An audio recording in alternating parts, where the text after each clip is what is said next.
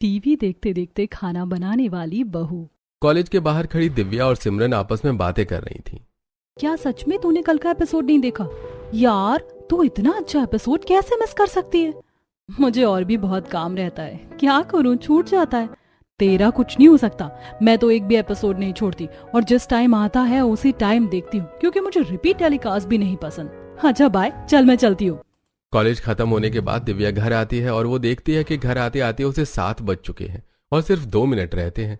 अब दिव्या भागती हुई अंदर आती है और बिना जूते खोले बैग सोफे पर रखकर टीवी ऑन करके बैठ जाती है। थैंक गॉड, मेरे सामने मेरा फेवरेट सीरियल शुरू हो रहा है, बहू का सिंदूर। बस तू सारा दिन टीवी देखना, शादी की उम्र हो गई, तेरे पिताजी तेरे लिए लड़का देख रहे हैं और तू खाना बनाना सीखने के बदले 7 बजते ही टीवी खोलकर बैठ जाती है। माँ पापा रिश्ता देख रहे हैं, हुआ नहीं है, अब डिस्टर्ब मत करो। आपको पता है ना, मुझे टीवी और सीरियल देखने से कोई नहीं रोक सकता। और रही खाना बनाने की बात, जब मेरा रिश्ता लग जाएगा तो दिन में खाना बनाना सीख जाऊंगी, पर रात को तो मैं अपना फेवरेट सीरियल ही देखूंगी।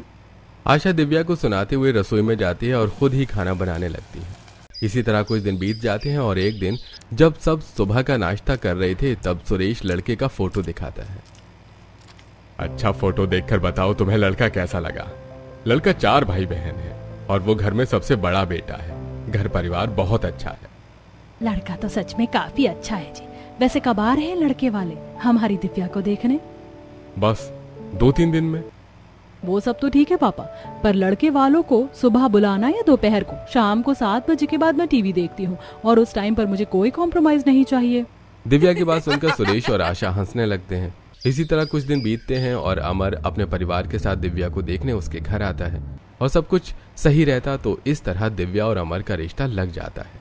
समय गुजरता है और शादी के दिन नजदीक आने लगते हैं, जिसके चलते शादी की शॉपिंग भी जोरों शोरों से चल रही थी।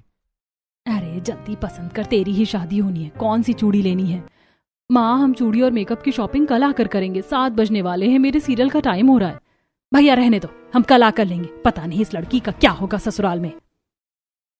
क्योंकि 7 बजने वाले होते हैं इसलिए दिव्या बिना शॉपिंग किए अपनी माँ के साथ घर आती है और अपना फेवरेट सीरियल देखने लगती है। देखते ही देखते दिव्या की हल्दी का दिन आ जाता है।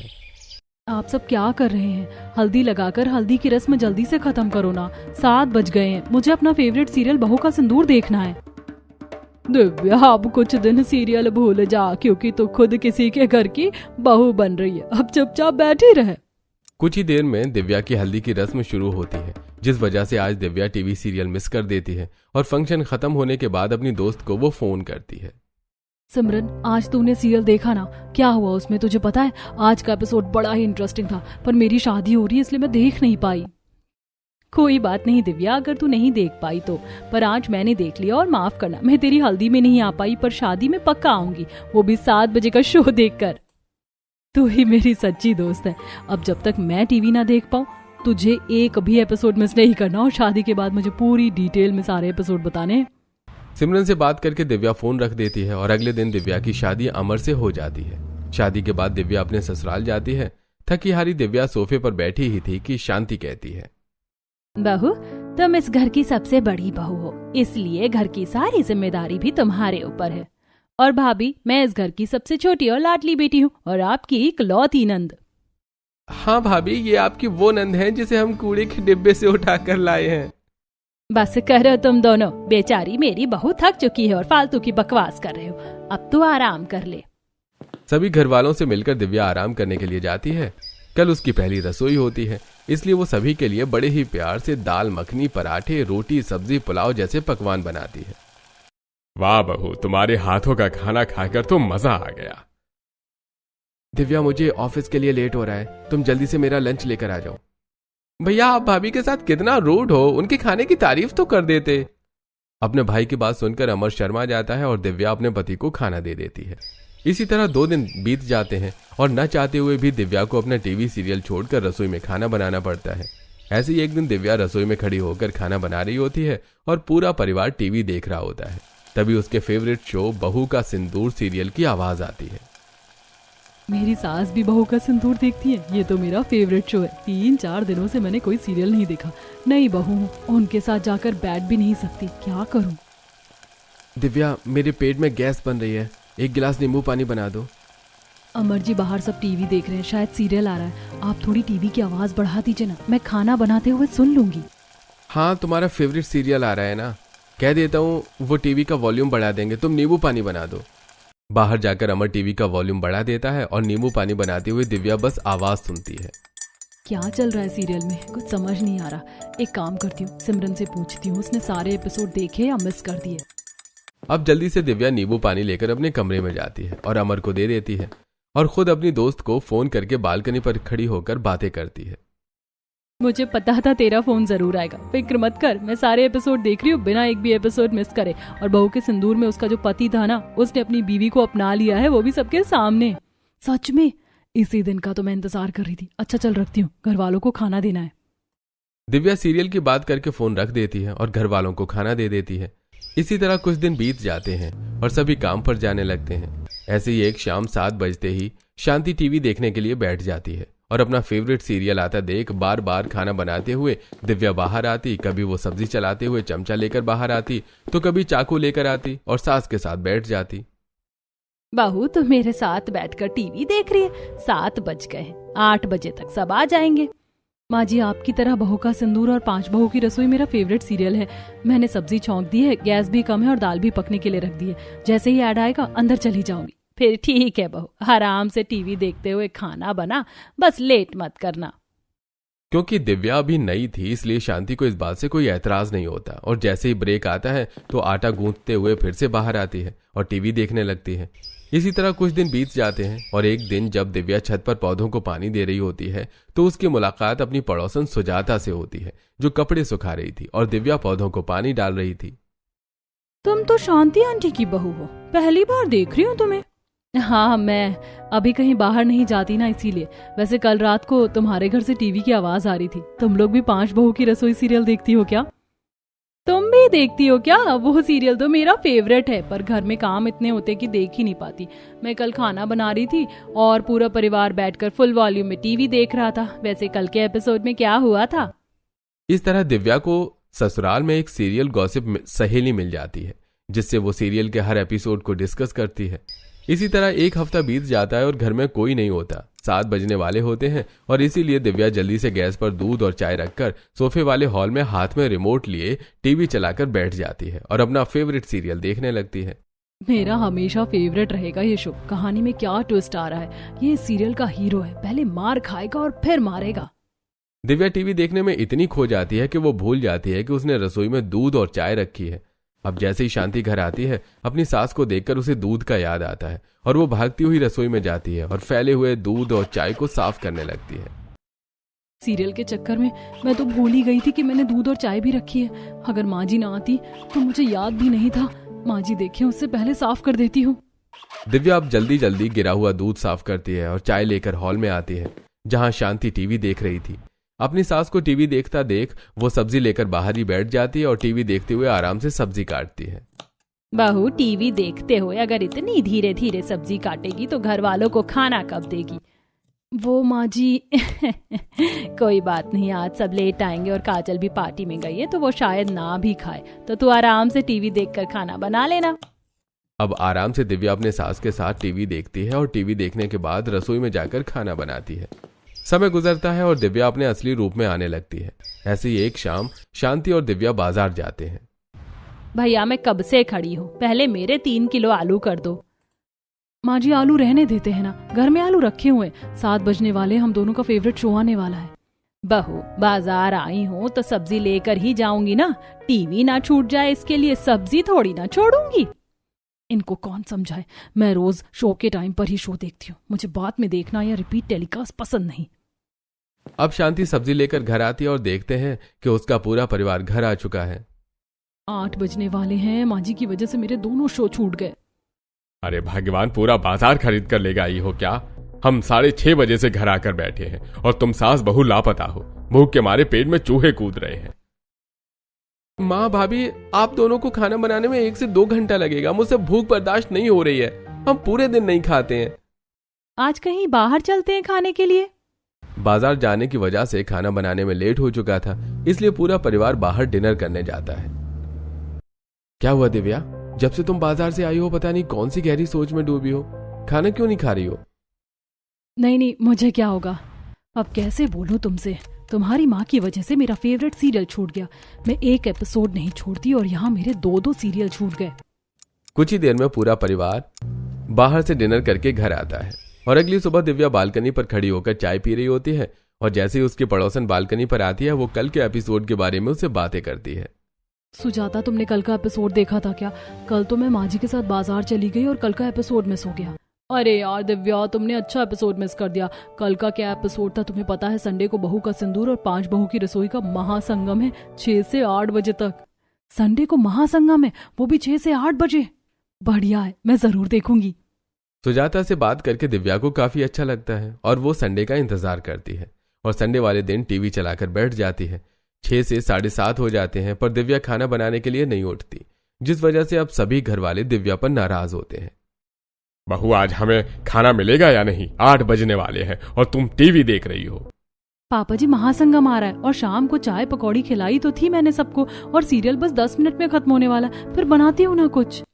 भाभी, आप घर में रहती हो, आपको भूख नहीं लगती, पर हम लोग रोज बाहर जाते हैं और हमें 8 बजे खाने की आदत है।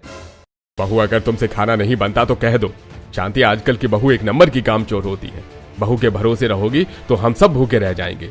तुम ही जाकर कुछ बना लो और अगर तुमसे भी नहीं बनता तो कह दो मुझे। विनोद की डांट सुनकर दिव्या आंखों में आंसू लेकर रसोई में जाती है और खाना बनाने लगती है।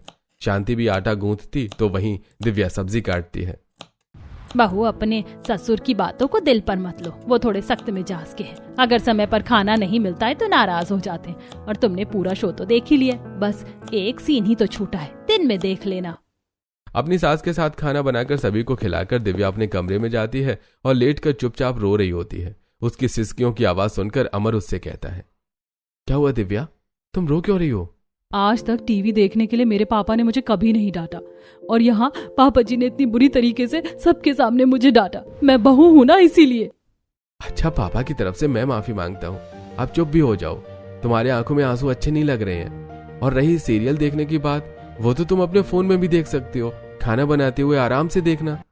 टीवी और फोन में फर्क होता है। मुझे बड़े स्क्रीन पर सीरियल देखने की आदत है, ना कि टच से फोन में। और फोन में मैं किसी भी वक्त सीरियल देख सकती हूँ, पर मुझे किसी भी वक्त सीरियल नहीं देखना। एक इंटरेस्ट और सस्पेंस तो क्रिएट होना चाहिए ना, और वो तभी होता है जब हम टीवी देखते हैं, ना कि तब जब हम फोन में शो देखें या फिक्स टाइम पर। अच्छा ठीक है, अब माफ कर दो। पापा की तरफ से मैं कान पकड़कर सॉरी बोलता हूँ। अमर कान पकड़कर सॉरी मांगता है, जिससे दिव्या को काफी अच्छा लगता है। और अगली सुबह दिव्या घर के बाहर सफाई कर रही होती है और तभी वो अपनी कुछ पड़ोसन को बात करते हुए सुनती है। अरे बहन, कल तो मजा ही आ गया। इसे कहते हैं महासंगम। उसकी ननद और सास बड़ी खराब है। आखिरकार पति के सामने उसकी सच्चाई तो खुली।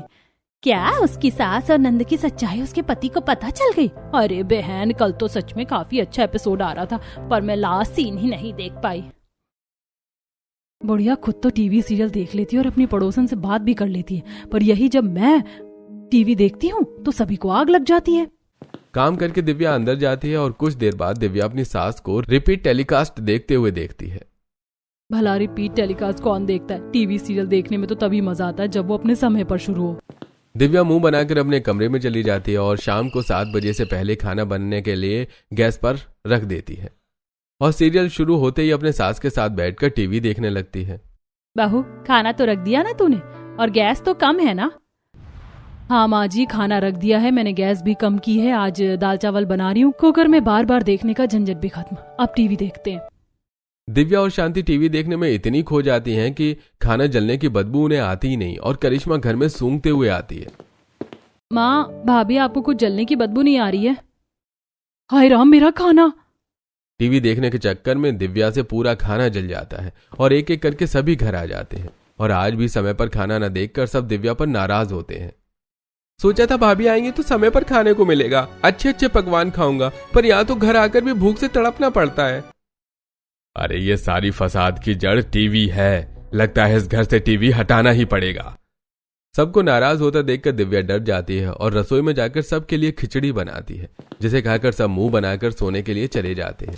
इसी तरह कुछ दिन बीत जाते हैं और एक सुबह जब दिव्या सोकर उठती है तो बुखार से तड़प रही होती है, तो अमर उसे छूकर देखता है। दिव्या, तुम्हें तो बहुत तेज बुखार है और तुम्हारे शरीर पर ये लाल लाल दाने कैसे? तुम मेरे साथ अभी डॉक्टर के पास चलो, मैं आज छुट्टी कर रहा हूं। मेरी चलने की हिम्मत नहीं हो रही है, पूरा शरीर दुख रहा है और उल्टियाँ भी हो रही हैं। अमर जबरदस्ती दिव्या को अस्पताल ले जाता है और तेज बुखार और शरीर पर लाल दाने देखकर और उसके लक्षण देखकर डॉक्टर खून टेस्ट करता है और पता चलता है कि दिव्या को डेंगू है, जिस वजह से उसे ग्लूकोज चढ़ाया जाता है। और अस्पताल में बेड पर लेटे हुए दिव्या को अपने टीवी सीरियल की याद आती है। बहू, मैं तेरे लिए नारियल पानी और खिचड़ी बनाकर लाई हूँ, खा ले। माँ जी 7-10 हो गए, सीरियल शुरू हो गया होगा। हॉस्पिटल में तो एक टीवी भी नहीं है, 2 दिनों से अस्पताल में पड़ी हूँ, टीवी भी नहीं देखा। भाभी आपका कुछ नहीं हो सकता, हॉस्पिटल में बीमार पड़ी हो फिर भी आपको टीवी की पड़ी है। दिव्या की बातों से पूरा परिवार परेशान हो जाता है। देखते ही देखते 1 हफ्ता बीत जाता है। दिव्या की हालत में सुधार होता है और वो घर आती है।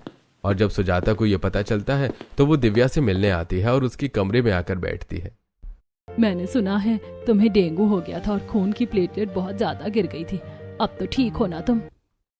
हाँ, अब तो पहले से ठीक हूँ। 1-2 दिन से कमजोरी हो रही है, पर मैंने किसी को बताया नहीं और अचानक से बीमार पड़ गई। वैसे मैंने 1 हफ्ते से टीवी नहीं देखा, तुमने सारे एपिसोड तो देखे ना?